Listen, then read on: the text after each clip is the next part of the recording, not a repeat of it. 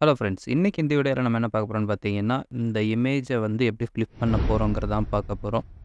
இது வந்து பார்த்தீங்கன்னா 2 மெத்தட் இருக்கு. நீங்க ஈஸியா இந்த 2 மெத்தட்ல உங்களுக்கு எது ஓகே அப்டின்னா, நீங்க வந்து சூஸ் பண்ணிக்கலாம். ஃபர்ஸ்ட் மெத்தட் நான் என்னன்னு சொல்லிடுறேன். இப்போ பார்த்தீங்கன்னா, இந்த பேக் ட்ராப் வந்து நமக்கு லாக்லன்னு இருக்கும். அப்படி இருக்கும்போது நீங்க ஒண்ணும் இல்ல.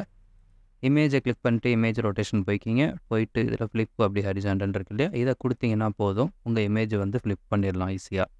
ஓகேங்களா? இல்ல இந்த ஃபர்ஸ்ட் இருந்த இமேஜ் அப்படியே இருக்கணும் அப்படின்னு நினைச்சீங்கன்னா, ஒண்ணும் இல்ல. Control Z குடுத்துருவோம். இப்ப இந்த பேக் ட்ராப் இமேஜ வந்து கிளிக் பண்ணி ட்ராக் பண்ணுங்க.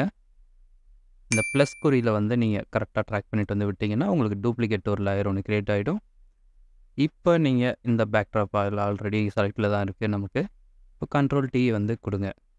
கண்ட்ரோல் T ஒண்ணும் இல்ல. உங்க ஷார்ட்கட் வந்து நீங்க ஃப்ரீ ட்ரான்ஸ்ஃபார்ம்க்கு வந்து கண்ட்ரோல் T வந்து குடுங்க. குடுத்துட்டு ரைட் கிளிக் பண்ணீங்கன்னா, ஃபிளிப் ஹாரிசான்டல்ங்கிறது கீழ இருக்கும். இத குடுத்தீங்கன்னா போதும். உங்களுக்கு உங்க இமேஜ வந்து ஃபிளிப் பண்ணிடலாம். குடுத்துட்டு என்டர் அடிச்சிருங்க.